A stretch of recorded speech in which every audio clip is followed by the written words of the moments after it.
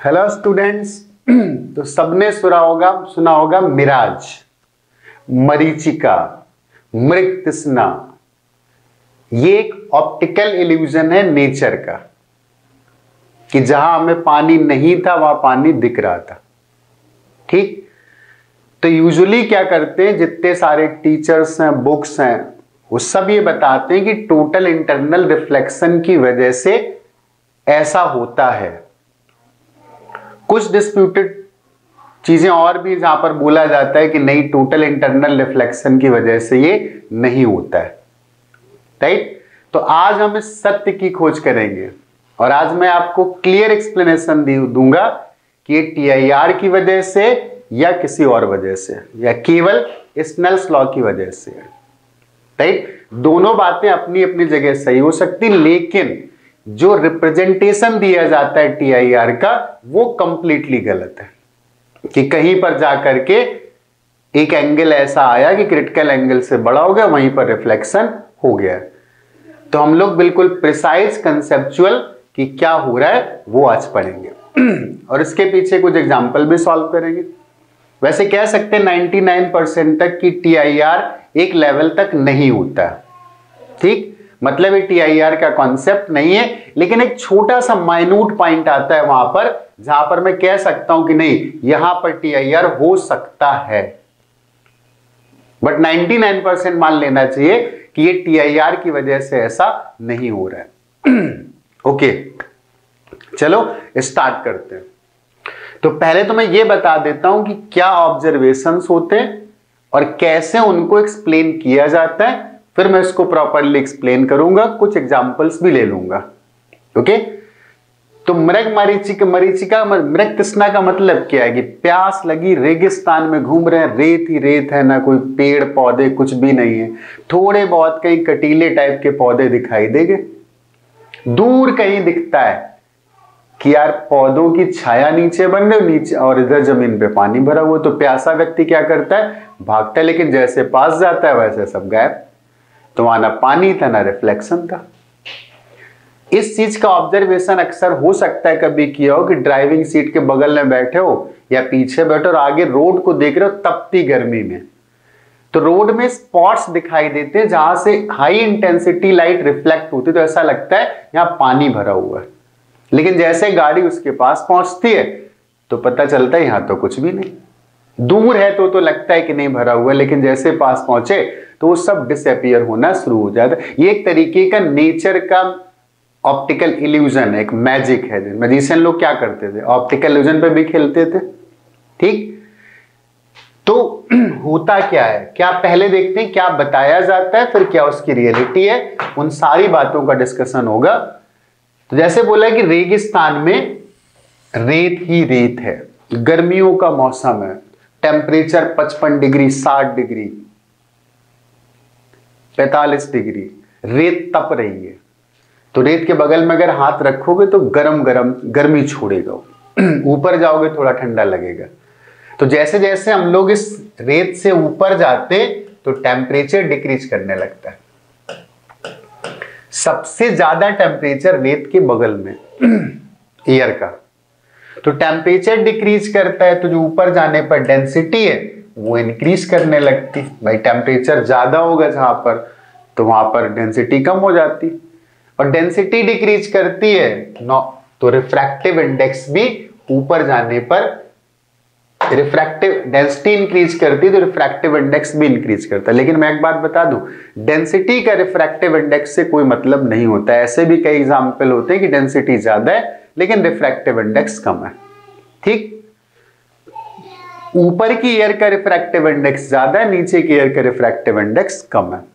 फिर ये बोला जाता है कि जैसे यहां पर कोई पेड़ लगा हुआ था, यहां पर कोई पेड़ था, ये पेड़ था सपोज, रेगिस्तान में ऐसा पेड़, यहां से सनलाइट इस पेड़ पर पड़ी और वो रे फिर ऐसे चलना शुरू कर दी, लेकिन वो तो डेंसर से रेयर में जा रही, तो वो नॉर्मल की तरफ बेंड होती जाती है ऐसे ऐसे करके, और जैसे उसका एंगल क्रिटिकल एंगल से बड़ा होता है वो रिफ्लेक्ट होती है। एक्चुअली ऐसा नहीं होता बताते हैं कि ऐसा होता है, तो हमारी आंखों तक पहुंचती तो ऐसा लगता है कि यहां से आ रही। एक्चुअली ऐसा बिल्कुल भी नहीं होता है, ऐसा कोई TIR यहां पर नहीं होता। ठीक, तो अब बात आती है कि क्या सही है क्या सच है, एग्जैक्टली क्या है। तो मैं सारी बातें बताता हूं बिल्कुल क्लियरली एक्सप्लेन करके डिटेल में। पहली बात तो TIR का कॉन्सेप्ट याद करते। TIR का कॉन्सेप्ट होता है कि एक डेंसर मीडियम होता है, एक रेयर मीडियम होता है, और क्रिटिकल एंगल हम लोगों ने निकाला था, ना निकाला हो तो लेक्चर देख लेना, पढ़ा होगा इसका। ठीक, तो क्रिटिकल एंगल की वैल्यू आ गई थी sine inverse of n rarer upon n denser, ये आ गई थी। लेकिन यार इस बात में थोड़ा डिफरेंस है। क्या डिफरेंस है पहले तो मैं बता देता हूं। यहां पर एक शार्प सरफेस है, यहां पर एक शार्प सरफेस है, इस सरफेस के एक तरफ और दूसरी तरफ रिफ्रैक्टिव इंडेक्स में डिफरेंसेस अच्छे खासे हैं। अचानक से कुछ चीजें चेंज हो रही, यहां का रिफ्रैक्टिव इंडेक्स 1.2 था और यहां का रिफ्रैक्टिव इंडेक्स 1.6 है मान लो। तो ये एक सरफेस है जो शार्पली डिफाइंड है, एक साइड का रिफ्रैक्टिव इंडेक्स कुछ है और दूसरी साइड का रिफ्रैक्टिव इंडेक्स कुछ है। लेकिन यहां पर ऐसे शार्प सरफेस नहीं मिलेंगे, एक साइड का 1.2 है, एक साइड का 1.6 है। यहां पर जो रिफ्रैक्टिव इंडेक्स अगर घट रहा है तो बहुत ग्रेजुअली चेंजेस आ रहे हैं।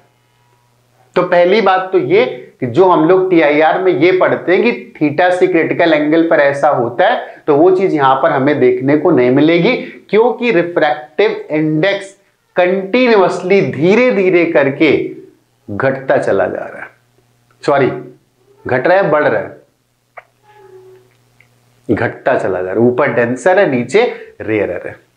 ठीक, तो इस चीज से रिलेट करने की कोई जरूरत नहीं है। चलो फिर भी हम लोग इसको रिलेट करते हैं, रिलेट करने की कोशिश करते हैं। अब ध्यान से सुनना।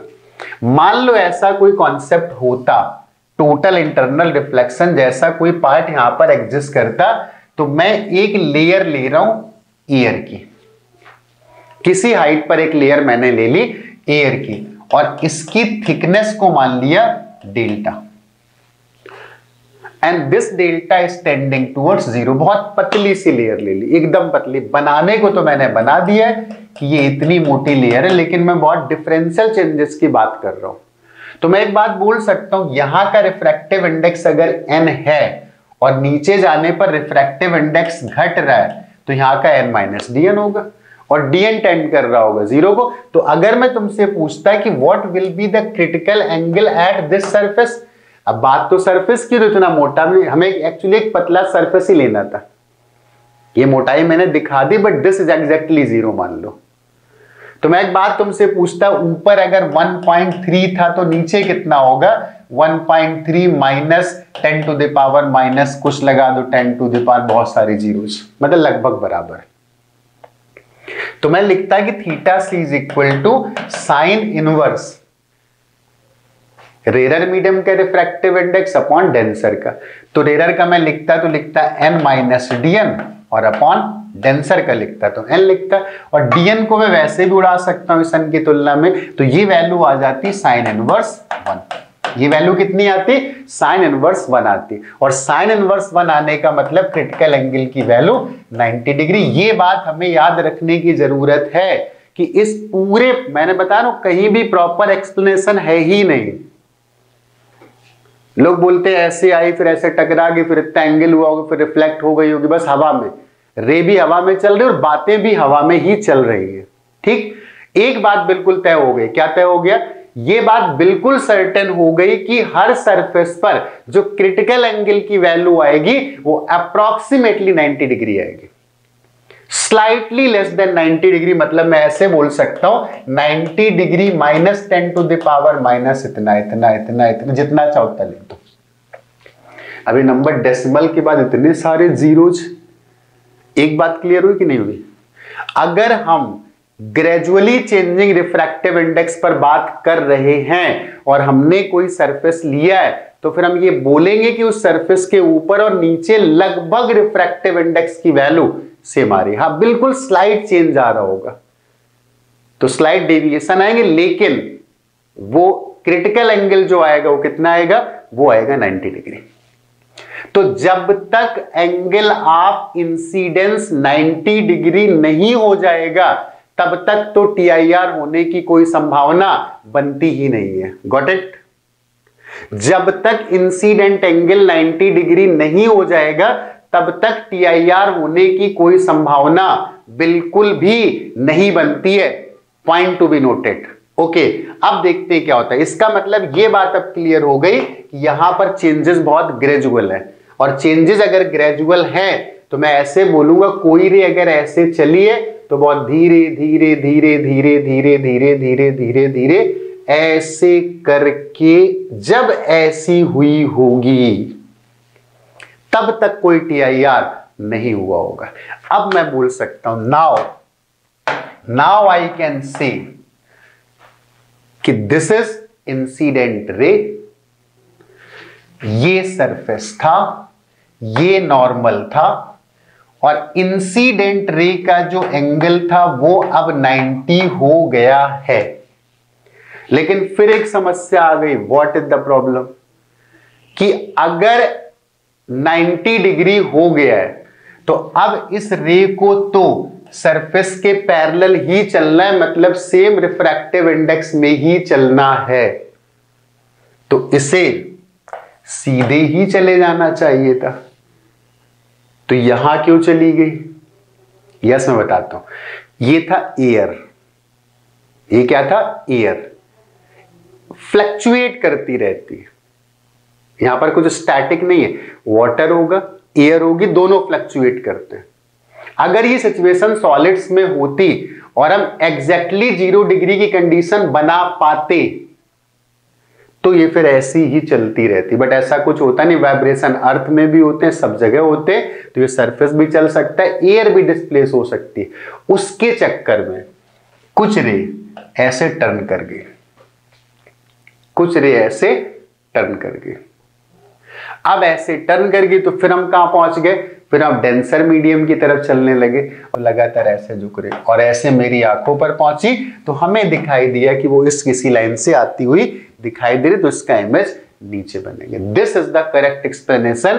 TIR तो कहीं हुआ ही नहीं, TIR कहीं भी नहीं हुआ। 1 मिनट के लिए कोई बोल सकता है यार, अब इतनी सारी बुक्स में लिखा है, इतने सारे साइंटिस्ट ने बोला है, तो कहीं से कोई ना कोई पॉइंट बोला जा सकता है। वो कहां बोलेगा पता है? वो बोलेगा इस पॉइंट पर। इस पॉइंट पर वो कैसे बोलेगा बताता हूं। इस पॉइंट पर वो बोलेगा कि इस समय जब ये एंगल 90 हुआ है तो हमारा क्रिटिकल एंगल तो 90 से स्लाइटली छोटा था ना, 90 minus h and s tending toward 0।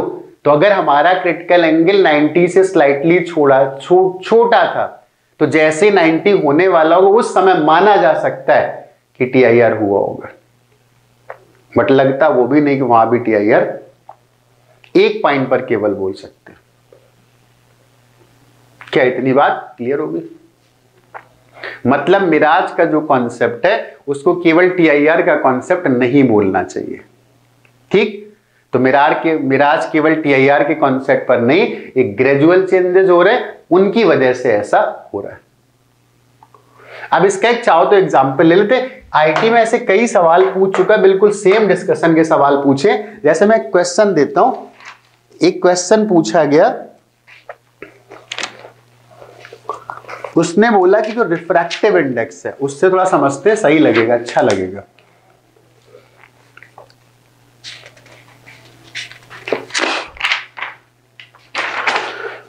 जो रिफ्रैक्टिव इंडेक्स का फंक्शन दिया गया, राइट, वो फंक्शन दिया गया रूट ऑफ के वाई टू दी पावर 3/2, और भी सिंपल एग्जांपल एक ले लेंगे, और +1। तो ये रिफ्रैक्टिव इंडेक्स का y के साथ फंक्शन दे दिया गया, ठीक। और हम लोग, उसने ओरिएंटेशन तो कुछ और दिया था एक्सिस का, लेकिन हम लोग ओरिएंटेशन कुछ ऐसे बना लेते हैं कि ये हम लोगों का y एक्सिस है और ये हम लोगों का x एक्सिस है। ये कौन सा था? y एक्सिस था। और जो रे एंटर कर रही थी, जो भी रे एंटर कर रही थी, वो रे ऐसे दे दी गई। उसने बोला था ग्रेजिंग एंगल पर एंटर कर रही, ऐसे। तो इस तरीके से चलेगी, बताऊंगा कैसे, ठीक। तो अब एक बार बता देता हूं क्वेश्चन एक्चुअली क्या पूछा था, ठीक। जो उसने क्वेश्चन पूछा था Light traveling in air is incident at grazing angle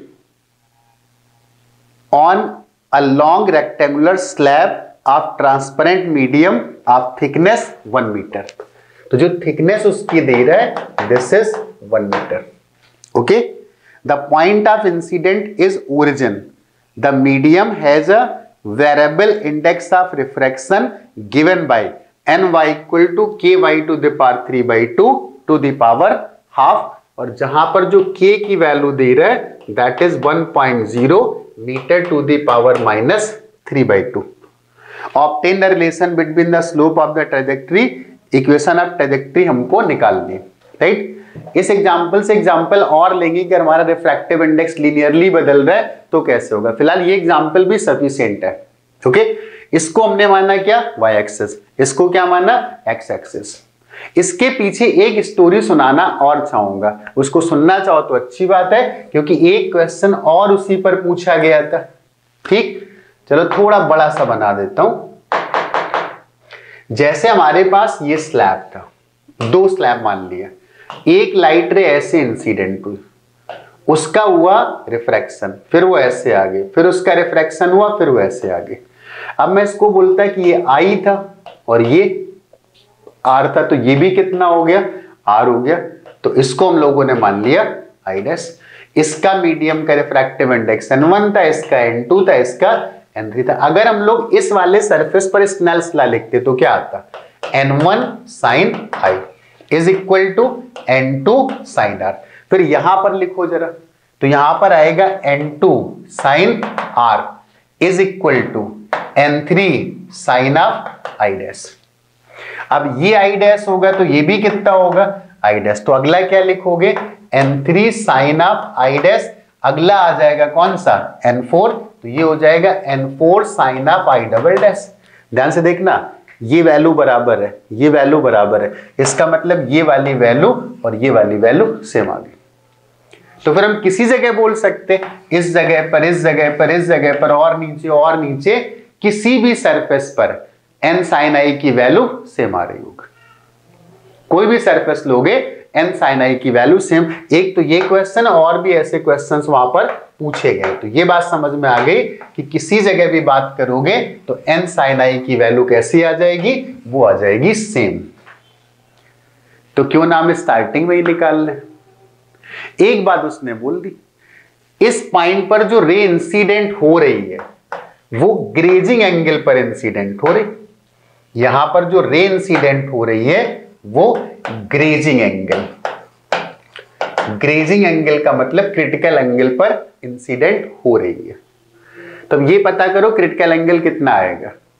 इसके ऊपर थी एयर, इसके ऊपर क्या था एयर था, जिसका खुद का रिफ्रैक्टिव इंडेक्स था कितना 1, और जैसे यहां पर इंसिडेंट हुई तो y तो अभी भी 0, तो y अगर अभी भी 0 है तो n की वैल्यू यहां पर कितनी आएगी, तो ओरिजिन है ना, ओरिजिन के कोऑर्डिनेट्स कितने आएंगे 0,0, तो n की वैल्यू भी यहां पर 1 के इक्वल है, और अगर 1 के इक्वल है तो ग्रेजिंग एंगल कितना हो गया theta c is equal to sine inverse, इसके पहले मीडियम था 1, इसके बाद का मीडियम भी 1 है, तो 1/1 and theta c is equal to 90। इसका मतलब ये रे लगभग ऐसे इंसिडेंट हो रहे ये रे लगभग, और y डायरेक्शन में हमारा रिफ्रैक्टिव इंडेक्स चेंज हो रहा है, y डायरेक्शन में हमारा रिफ्रैक्टिव इंडेक्स चेंज हो रहा है क्योंकि रिफ्रैक्टिव इंडेक्स का फंक्शन ये दे रहा है हमें। ठीक, तो अगर हमने इसको y डायरेक्शन बोल, देखते कैसे चेंज होता है। ठीक, ये रे कैसे घूमती, चलो स्टार्ट करते हैं। जब रे यहां पर पहुंच गई होगी तो एक काम करते हैं, यहां पर एक टेंजेंट ड्रॉ कर देते हैं ऐसे, ये क्या है टेंजेंट, और x एक्सिस यहां पर थी, ये कौन सी एक्सिस है x एक्सिस है, तो ये सरफेस था जो बाय रिफ्रैक्टिव इंडेक्स तो ऐसे चेंज हो रहा है ना, तो एक्चुअली यही सरफेस था, इस डायरेक्शन में रिफ्रैक्टिव इंडेक्स चेंज, तो हम ये इनको प्लेन मान लेते हैं। ओके, इसके साथ एंगल को हम लोगों ने मान लिया क्या थीटा, और इसके कोऑर्डिनेट्स थे x, y, इसके कोऑर्डिनेट्स क्या थे, x, मैं ये दिखाना चाह रहा हूं कि जब रिफ्रैक्टिव इंडेक्स ग्रेजुअली चेंज होता है तो क्या होता है। वैसे इस केस में क्या हो रहा है, इस केस में तो जो रिफ्रैक्टिव इंडेक्स से आगे की तरफ बढ़ रहा है, ठीक, तो क्या फर्क पड़ता है, आगे जाएंगे फिर हम उल्टा शुरू कर देंगे तो घटना शुरू कर देगा, तो वही बिहेवियर यहां पर भी आ जाएगा, तो वो रे ऐसे चली जाएगी। तो डिस्कशन एक ही जैसा है, ठीक। ओके, हमें लगाना था स्नेल्स लॉ, हमें क्या लगाना था, स्नेल्स लॉ। तो ये एक्चुअली जो टेंजेंट है वही इंसिडेंट रे भी है, लेकिन नॉर्मल फिर ये हो गया, नॉर्मल तो बदल गया ना, नॉर्मल तो ये हो गया। तो ये एंगल थीटा था, तो ये 90 माइनस थीटा है, तो ये भी 90 माइनस थीटा। इसका मतलब जो एंगल ऑफ इंसिडेंस हो गया वो 90 माइनस थीटा हो गया। तो हम लोग यहां पर लिख सकते हैं n sin i equal to constant, और वो कॉन्स्टेंट कितना होना, सुनना, यहां पर n कितना होगा, k की वैल्यू तो थी 1, उसको 1 ही लिख देते हैं।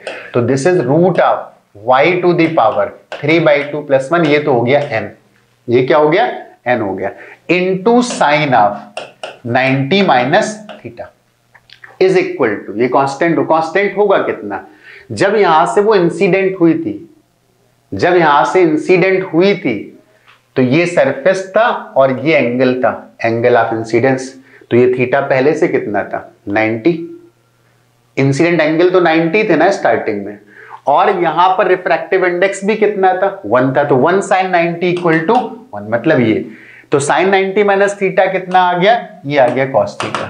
तो यहां से जो cos थीटा की वैल्यू आ गई, इसको उधर ले जाते, तो उधर ले जाएंगे तो ये आ जाएगा 1 upon root of y to the power 3/2 plus 1, cos theta मिल गया। हमें देखना इसकी ट्रेजेक्टरी की इक्वेशन निकालनी थी, तो हमें एक डिफरेंशियल इक्वेशन चाहिए। तो यहां पर अगर हम लोग स्लोप लिखना चाहें, स्लोप क्या लिखना चाहें, स्लोप, तो slope equal to tan theta, और इसी को हम लोग बोलते हैं क्या, dy अपॉन dx। थीटा क्या होता है, x एक्सिस के साथ है, वो हमने पहले बना लिया था, ये x एक्सिस है और ये टेंजेंट है, तो ये हम लोगों का एंगल थीटा था। मतलब अगर हम dy अपॉन dx लिखना चाहते हैं तो हमें चाहिए tan थीटा, हमें क्या चाहिए, tan थीटा चाहिए। अब बात आती है tan थीटा कैसे, हमें तो cos थीटा पता था, तो cos थीटा पता, तो tan थीटा कैसे निकालेंगे, चलो दिमाग लगाते हैं। cos square theta is equal to 1 plus tan square theta, याद करो बचपन हाई स्कूल वाला, tan square equal to sine square upon cos square, तो cos square plus sine square upon cos square plus sine square 1 हो जाए, cos square ऊपर इसके बराबर हो गया, cos स्क्वायर की वैल्यू ये आ गई, तो यहां से 1 प्लस tan स्क्वायर कितना आ गया, 1 upon cos square, 1 plus tan square theta is equal to 1 upon cos square, और 1 अपॉन cos स्क्वायर की वैल्यू कितनी आएगी, 1 अपॉन cos स्क्वायर करोगे तो y to the power 3/2 plus 1, ये 1 और 1 कैंसिल हो गया, तो tan स्क्वायर थीटा की वैल्यू ये आ गई, tan square theta is equal to y to the power 3/2, तो यहां से tan थीटा की वैल्यू आ गई y टू द पावर 3/, मान लो ग्रेजुअली चेंजिंग रिफ्रैक्टिव इंडेक्स था मीडियम का, तो ये वैल्यू आ गई tan थीटा की। अब tan थीटा की वैल्यू आ गई, अब बचा ही क्या, ये स्लोप की इक्वेशन लिखिए, क्या लिखा है, dy upon dx is equal to tan theta, और tan थीटा की वैल्यू थी y to the power 3/4, y to the power 3/4। Okay, ठीक है, अच्छी बात है। इसको डिफरेंशिएट करते हैं, इसको नीचे लाते, इंटीग्रेट करते हैं, y to the power -3/4 into dy is equal to dx, इसी को इंटीग्रेट कर लेते हैं। जब स्टार्ट किया था तो x कितना था, 0, और y भी कितना था, 0। जब स्टार्ट किया था तो x भी 0 था और y भी कितना था, 0 था। जनरल पॉइंट पर इसको x बोल देते हैं, इसको y बोल देते हैं। तो y टू द पावर -3/4 का जो इंटीग्रेशन आ रहा होगा वो आएगा -3/4 प्लस 1, तो ये कितना आ जाएगा, -1/4। इसको जब ऐड करोगे तो ये आ जाएगा 1/4 आएगा, तो 1/4 से डिवाइड करेंगे तो ये 4 हो जाएगा, इज इक्वल टू x, तो x की वैल्यू आ गई 4y टू दी पावर 1/4। अब इसका पावर कर दो 4, तो इसका पावर 4 करोगे तो x to the power 4 is equal to 4 to the power 4 into y, तो y is equal to some constant into x to the power 4। मतलब ये कुछ ट्रेजेक्ट्री आ रही होगी। ऐसी कोई ट्रेजेक्ट्री आ रही होगी। ठीक, तो जैसे जैसे x की वैल्यू बढ़ती जाएगी वैसे वैसे y की वैल्यू इंक्रीज कर रही होगी। तो x एक्सिस तो ये थी, तो ये जो बिहेवियर था इसका, ये बिहेवियर ऐसे जा रहा होगा। अब x की वैल्यू थोड़ी बढ़ेगी, y में बहुत बड़े चेंजेस आना शुरू हो जाएंगे, तो कुछ देर बाद ये ऐसी हो चुकी होगी। तो मैंने एक चीज देखी कि ग्रेजुअली चेंज हो रहा है। यहां पर तो फंक्शन ही अजीब टाइप का दे दिया गया था। अब मान लो एक लीनियर फंक्शन दे दिया जाता, तो जब लीनियर फंक्शन दे दिया जाता तो हम लोग उसका डिस्कशन मिराज में कर सकते थे वहां पर। फॉर एग्जाम्पल जैसे हम लोग मिराज का डिस्कशन कर रहे थे, तो ये तो जेई एडवांस में पूछा गया था काफी साल पहले, फिर एक क्वेश्चन इसी टाइप का और अभी 17 एडवांस में पूछा गया। तो ये सब एक्सप्लेनेशन है कि वहां पर जो मिराज बन रहा होगा उसका कॉन्सेप्ट एक्चुअली टीआईआर नहीं था, उसका कॉन्सेप्ट है यहां से ले चलिए ऐसे ग्रेजुअली चेंज होते होते हॉरिजॉन्टल हो गए, फिर ऐसे करके डेंसिटी जो रिफ्रैक्टिव इंडेक्स के चेंजेस थे उनकी वजह से ऐसी होगी। दूसरी बात वहां पर फ्लक्चुएशंस भी तो होंगे, एयर है या फ्लूइड है। हाँ, अगर शार्प सरफेसेस होते तो फिर ऐसा नहीं होता। ठीक, तो यहां से एक बात समझ में आ गई कि जो मिराज का कॉन्सेप्ट है वो टोटल इंटरनल रिफ्लेक्शन पर कंप्लीटली बेस्ड नहीं है। एक पॉइंट ऐसा आता है कि उस जगह हम थोड़ा सा पॉइंट रख सकते हैं अपना, ऐसा हुआ होगा।